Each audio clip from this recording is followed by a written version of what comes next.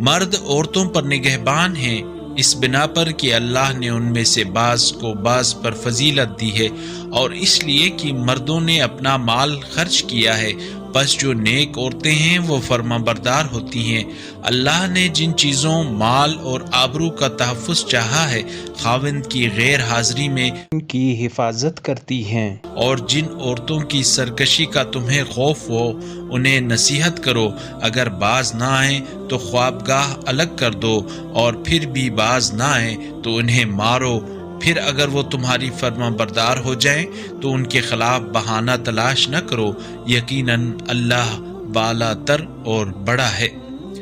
اور اگر تمہیں میاں بیوی کے درمیان ناچاکی کا اندیشہ ہو تو ایک منصف مرد کے رشتہ داروں میں سے اور ایک منصف عورت کے رشتہ داروں میں سے مقرر کرو، اگر وہ دونوں اصلاح کی کوشش کریں تو اللہ